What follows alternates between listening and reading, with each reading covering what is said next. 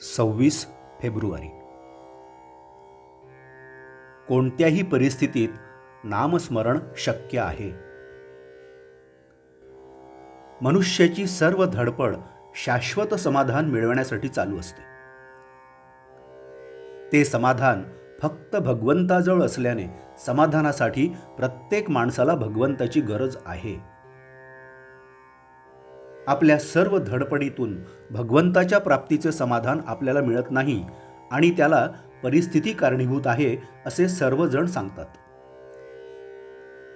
पण खरोखरच परिस्थिती आड येते किंवा काय हे आपण बघितले पाहिजे. परिस्थिती संबंधी विचार करताना एक बाह्य परिस्थिती आणि दुसरी आंतरस्थिती यांचा विचार करावा लागेल. बाह्य परिस्थितीचा विचार करताना प्रथम आपली शरीर प्रकृती आड येते. ही प्रकृती कशीही असली तरी भगवंताचे स्मरण आपल्याला करता येईल की नाही? प्रकृतीला कितीही क्षीणत्व आले, देहाला कितीही विकलता आली तरी अंतःकाळी भगवंताचे स्मरण करता येते असे भगवंताने गीतेत सांगितले आहे.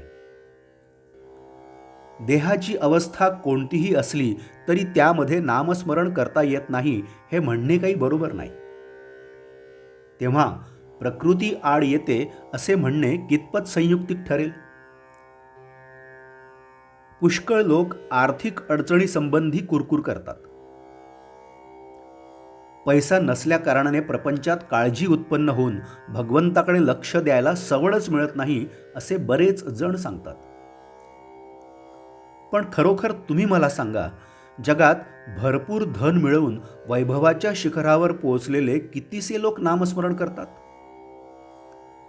आजपर्यंत किती राजे लोक आपले राजवैभव लाथाडून भगवंताच्या प्राप्तीसाठी बैरागी झाले?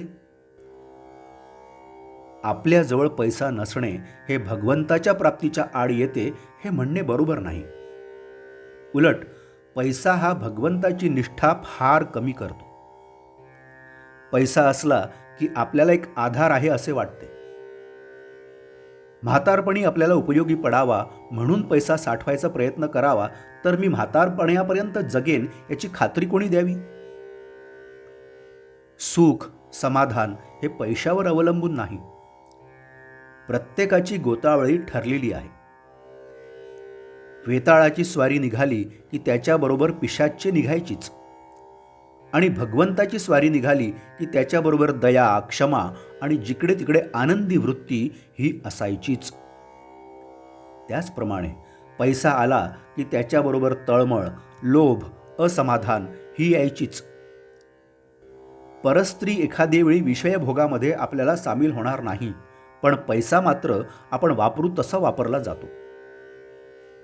बाप मुलगा भाऊ भाऊ भाऊ बहीण मित्र मित्र यांच्यामध्ये वितुष्ट आणायला कारण काही असेल तर पैसाच होय. बोधवाक्य: आपण पैसा साठवला तर गैर नाही, पण त्याचा आधार न वाटावा. अनुसंधानाच्या आड त्याला येऊ देऊ नये. जानकी जीवन स्मरण जय जय राम. नमस्कार. कृपया माझं चॅनल सबस्क्राईब करावं. धन्यवाद.